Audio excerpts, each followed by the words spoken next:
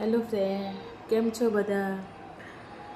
આજે તો મતલબ મોઢું એકદમ કાંઈ મારી બેબી નાની ક્રીના છે તે એકદમ જ મતલબ રમતી હતી, મારા હાની મનુ જોડે રમી જતી હતી ને અચાનક ખબર નહીં શું થઈ ગયું, એ બેભાન મતલબ આંખો બાંખો ઢળી ગઈ એની, મતલબ કંઈ ખબર જ નહીં. રમતા રમતા એકદમ મતલબ જાની આમ નહીં એમ નાનું બાળક જેમ સૂઈ જાય એવી રીતના બસ એનો અચાનક જ પછી મેં કહ્યું શું થઈ ગયું એકદમ, તો મેં પકડી લીધી. પછી આજુબાજુ બધા લોકો આવ્યા, જોયું તો એને મતલબ ખેંચની અસર ચાલુ થઈ ગઈ હતી અચાનક, કારણ કે એને તાવ 102 આવી ગયો અને તાવ બિલકુલ નહોતું, ખબર નહીં 5 મિનિટની અંદર ખબર નહીં એકદમ અચાનક જ એને તાવ આવી ગયો.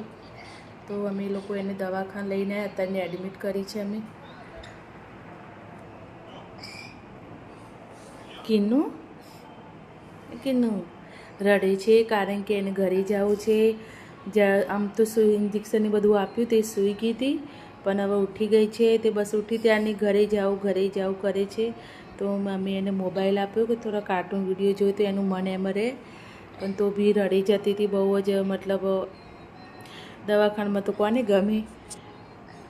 તો અમે લોકો અત્યારે હાલ દવાખાનામાં છે. ડૉક્ટર હજુ સાંજે 5 વાગે જેવા આવશે અને એને તપાસે, જો રાખવાનું થશે તો અમારે એને રાખવી પડશે 1-2 દિવસ.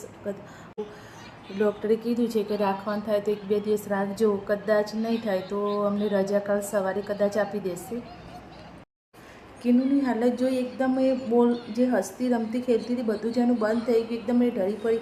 એ હાલત જે હતું એટલી ગભરાઈ ગઈ, મતલબ શું કંઈ સૂજે જ ના. મને બી એક્ટિવા આવડે છે, ચલો હું એક્ટિવાની દવાખાને લે કેવું ને એ વખતે કંઈ વિચાર, બસ કિન્નુને જોઈ મને એટલી મતલબ ડરી ગઈ હતી કે શું કરું એમ.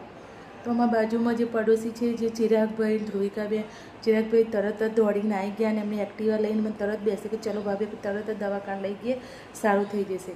મારા ઘરે જે કામ કરવા આવે છે અલકાબેન, એ બી તરત એક્ટિવા મતલબ એક્ટિવા પર અમે 3 સવારે અમે લોકો બેસી ગયા અને મારી કીના સાથે એ બી મારી જોડે આવ્યા અને દવાખાને તરત કીનુને એડમિટ કરી દીધી. અત્યારે તો મારું કીનું સારું છે, બોટલ ચરે છે. ડૉક્ટર કે કશું નહીં, સામાન્ય ખેંચ આવી છે, એટલું બધું વધારે નથી એમ, પણ તો બી રાખવાનું થાય તો કે તમે રાખજો જેથી મતલબ એ રિકવર થઈ જાય. તો એને રાખવાનું થશે દવાખાનામાં, તમે જરૂર રાખીશું કારણ કે જલ્દી રિકવર થઈ જાય એ અમારા માટે મહત્ત્વનું છે. બહુ દિલથી આભાર માનું છું ચિરાગભાઈનો અને અલકાબેનનો, જે મતલબ આવા ટાઈમે આવીને તરત ઊભા રહ્યા અને સપોર્ટના લીધે હું મતલબ દવાખાને જલ્દી લે, કારણ કે મને તો કંઈ વિચાર જ નહોતો, મતલબ એટલી ગભરાઈ ગઈ કંઈ ખબર હું શું કરું એમ, એટલી ડરી ગઈ હતી આમ. પણ સાચી સપોર્ટ હોય તો બધું જ થાય છે. તો થેન્ક યુ સો મચ, તમને બધું દિલથી હું આભાર માનું છું કે તમે આવા સમય આવીને અમારા સાથે ઊભા રહ્યા.